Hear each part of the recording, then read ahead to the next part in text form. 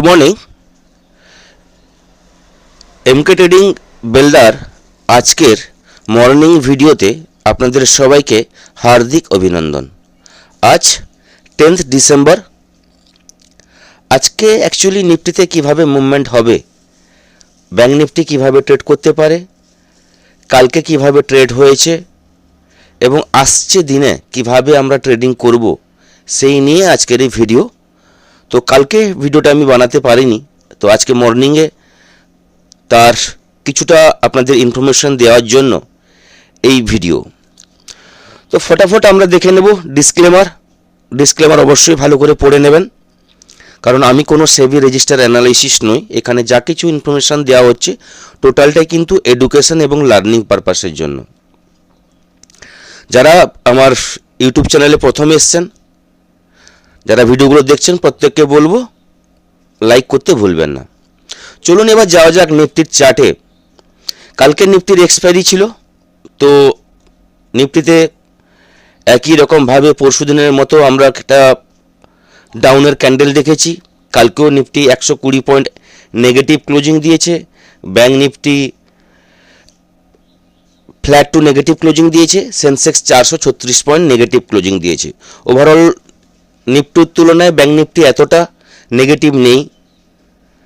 নিফটির যে লেভেল বলেছিলাম 25,840, তার নিচে নিফটি ক্লোজিং দিলে সেখান থেকে নিফটিতে বড় ফল আসবে।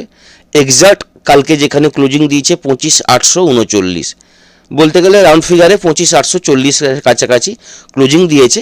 এবং যদি ডেলি টাইম ফ্রেমে আমরা ক্যান্ডেলটা দেখি, এটা নেগেটিভ লাগলেও এটা কোনো নেগেটিভ এখনও পর্যন্ত ক্যান্ডেল নয়। যদি আজকে কোনোভাবে নিফটি এর উপরে ক্লোজিং দেয় 25,900 উপরে, তাহলে কিন্তু একটা মর্নিং স্টার ফরমেশন হতে পারে তিনটে ক্যান্ডেলকে নিয়ে, 8 তারিখের ক্যান্ডেল, 9 তারিখের ক্যান্ডেল এবং আজকের ক্যান্ডেল। তো পজিটিভ কোনো কিছু ভিউ হতে গেলে নিফটি কিন্তু আজকে পজিটিভ ক্লোজিং দিতে হবে এবং 25,900 উপরে কিন্তু ক্লোজিং দিতে হবে, তবেই কিন্তু একটা মর্নিং স্টারের ফরমেশন তৈরি হবে এবং সেখান থেকে একটা পজিটিভ ভিউ তৈরি হবে। ওভারঅল নিফটি যেভাবে ট্রেড করছে লাস্ট দুদিন ধরে এবং যে লেভেলগুলো পরপর ব্রেক করে দাঁড়িয়ে আছে, ওভারঅল ভিউ আসছে নিফটিতে নেগেটিভ। তো 25,800 লেভেল ব্রেক করে গেলে নিফটিতে আমরা 25,780, 25,720, 25,680 এই লেভেল পরপর কিন্তু আমরা পাবো। 25,680 যদি লেভেল ব্রেক করে যায় নিফটিতে কিন্তু বড় ডাউনফল, যেখানে 25,450, 25,320 লেভেল কিন্তু আমাদের কাছে চলে আসবে নিফটি যদি 25,680 লেভেলটা ব্রেক করে ক্লোজিং দেয়। এবং আজকে যদি নিফটি পজিটিভ মার্কেটকে ধরে রাখার চেষ্টা করে এবং 25,880 উপরে নিফটি হোল্ড করতে পারে, তাহলে সেখান থেকে কিছুটা হলেও কিন্তু আপসাইডে যাওয়ার চেষ্টা করবে। বায়ার একবার চেষ্টা করবে 25,920, 25,980 এবং 26,000-এর দিকে যাওয়ার জন্য। কিন্তু ওভারঅল যদি আমরা ওয়াই ডেটা যেভাবে বিল্ড আপ হয়েছে, তো উপরের প্রতিটা জায়গায় যেমন 25,900, 26,000, 26,100 এইসব জায়গাগুলো কিন্তু কল রাইটার কিন্তু হিউজ পরিমাণে বসে আছে। তো সেলারের প্রেশার উপরের লেভেলে কিন্তু হিউজ, কিন্তু আমরা প্রতিটা জায়গায় কিন্তু পরপর পাবো। 25,880 উপরে থাকলে আমরা পজিটিভ ভিউ নিয়ে ট্রেড করব, যেখানে 25,920, 25,980 এবং 26,000 এই ভিউ নিয়ে ট্রেড করব। আজকে ক্লোজিংটা নিফটিতে ম্যাটার করছে, কারণ আজকে রাতে ফেডের রেট কাট নিয়ে বা ফেড পলিসি আছে। যদি ফেড পলিসি পজিটিভ হয় তাহলে মার্কেট ট্রাই করবে এখান থেকে বাউন্স নিয়ে আবার কিন্তু 26,000-এর উপরে কিন্তু হোল্ড করা বা স্টে করা। যদি ফেডের যে পলিসি রেট কাট না হয়, তাহলে কিন্তু মার্কেটে বড় ফল কিন্তু আমরা দেখতে পাবো, যেখানে আমি যে লেভেল বললাম 25,680 লেভেলটাও ব্রেক করবে এবং 25,450, 25,320 এই লেভেলগুলো কিন্তু পরপর কিন্তু নিফটিতে আসবে। কারণ ফেডের যে পলিসি এটা ওভারঅল ওয়ার্ল্ড ওয়াইজ এর এফেক্ট পড়বে, তো আমাদের ইন্ডিয়ান মার্কেটেও কিন্তু এর এফেক্ট পড়বে। এর এফেক্টটা কিন্তু কালকে লাইভ মার্কেটে আমরা দেখতে পাবো, কারণ আজকে রাতে ফেডের যে অ্যানাউন্সমেন্ট, যে মিটিং চলছে, তার যে পলিসির অ্যানাউন্সমেন্ট কিন্তু রাত্রে আজকে পাবো এবং আমাদের ইন্ডিয়া মার্কেটে তার প্রভাব কিন্তু কালকে পড়বে। তো যা কিছু ফেডের পলিসির যা কিছু ডিসিশন আমরা কিন্তু কালকে লাইভ মার্কেটে দেখতে পাবো। আজকে যে জায়গায় নিফটি দাঁড়িয়ে আছে, একটাই জিনিস, নিফটি যেখানে দাঁড়িয়ে আছে এর নিচে তো ক্লোজিং দিলে হবে না। 25,840-এর নিচে ক্লোজিং দিলে তাহলে কিন্তু ওভারঅল ডাউনের দিকেই মার্কেট থাকবে। কোনোভাবে যদি নিফটি 25,880-র উপরে ক্লোজিং দেয়, 25,900-র উপরে ক্লোজিং দেয়, সেখান থেকে কিন্তু একটা পজিটিভ ভিউর জন্য কিছুদিনের জন্য হতে পারে একটা মর্নিং স্টার ফরমেশন তৈরি হতে পারে 3টে ক্যান্ডেলকে নিয়ে, সেখানে একটা আমরা ভিউ তৈরি করতে পারি পজিটিভ। তো আমরা যা কিছু করি না করি আজকে কিন্তু স্ক্যাল্পিং আকারে ট্রেড করতে হবে, ডাউনের দিকে করি অথবা আপ সাইডে করি।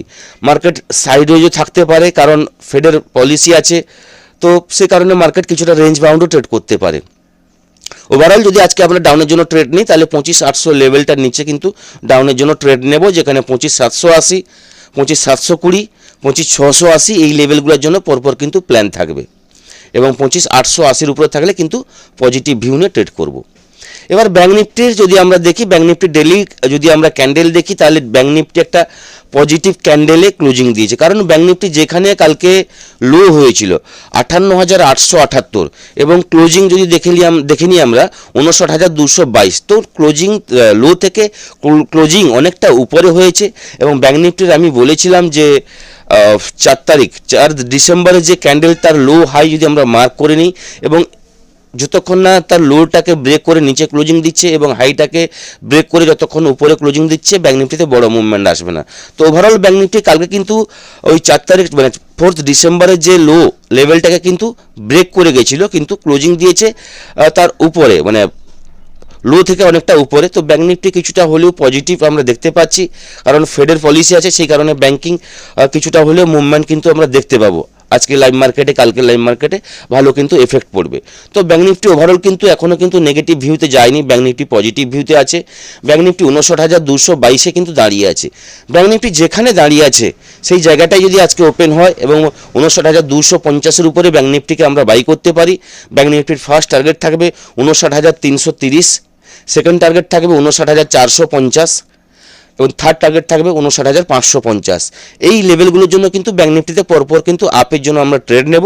59,550-এর উপরে ব্যাঙ্ক নিফটি যদি ক্লোজিং দিতে পারে তাহলে কিন্তু ভিউ পরপর কিন্তু আপসাইড হবে। এবার যদি ডাউনের জন্য ট্রেড নিই তাহলে বলবো 59,050, এই লেভেলটা ব্রেক করলে ব্যাঙ্ক নিফটিতে পরপর কিন্তু ডাউনের দিকে আমরা ট্রেড নিতে পারি, যেখানে ফার্স্ট টার্গেট থাকবে 58,900, সেকেন্ড টার্গেট থাকবে 58,000, আজকে যদি মানে কালকে যদি আমরা লো দেখে নিই 58,880, এই লো কিন্তু পরপর কিন্তু ব্যাঙ্ক নিফটিতে আমরা দেখতে পাবো। এবং এই লো মানে কালকের যদি লোটা ব্রেক করে যায় তাহলে কিন্তু ব্যাঙ্ক নিফটিতে 58,780, 58,650 এই লেভেলগুলো কিন্তু ব্যাঙ্ক নিফটিতে পরপর কিন্তু চলে আসবে। ওভারঅল 59,050 লেভেলটা মার্ক করে নিন, এর নিচে থাকলে ব্যাঙ্ক নিফটিতে কিন্তু নেগেটিভ ট্রেড নেওয়া যাবে। 59,250 এর উপরে থাকলে ব্যাঙ্ক নিফটিতে কিন্তু পজিটিভ ভিউ, পজিটিভ ট্রেড নিয়ে আমরা কিন্তু ট্রেড করতে পারি। মর্নিংয়ে গ্লোবাল মার্কেট কোন জায়গায় দাঁড়িয়ে আছে যদি আমরা দেখে নিই, ইউএস মার্কেট বলতে গেলে একদম ফ্ল্যাট, ন্যাসড্যাক এখন 20 point positive, Dow 18 point positive, Europe market DAX 116 point positive দাঁড়িয়েছে, FTSE CAC negative. Asian market যদি আমরা গিফট নিফটি দেখে নিই, গিফট নিফটি এখন 22 পয়েন্ট নেগেটিভে ট্রেড করছে। গিফট নিফটি ফ্ল্যাট ওপেনিংয়ের সংকেত দিচ্ছে। ওভারঅল এশিয়ান মার্কেট ফ্ল্যাটই আছে, তো ফ্ল্যাট ওপেনিংয়ের সম্ভাবনা আছে। তো আমাদের দেখতে হবে ফ্ল্যাট ওপেনিংয়ের পর মার্কেট কীভাবে রিয়েক্ট করে, মিনিমাম 5 থেকে 10 মিনিট মার্কেটকে ওয়াচ করে তারপর কিন্তু ট্রেড নিতে হবে, কারণ নিফটি সাপোর্ট একদম ডিপ জায়গায় দাঁড়িয়ে আছে 25,840 যে লেভেলের কাছে, এবং 25,800 লেভেলটা ব্রেক করে গেলে নিফটিতে ফল আসবে। আমি যে প্যারালাল চ্যানেলগুলো ড্র করেছিলাম, যে ছোট টাইম ফ্রেমে ড্র করেছিলাম, তার নিচে ক্লোজিং দিয়েছে, এবং যে বড় টাইম ফ্রেমে এবং ওর বলতে গেলে একদম লোয়ার ব্যান্ডের কাছাকাছি আমরা কিন্তু কালকে লো দেখেছিলাম।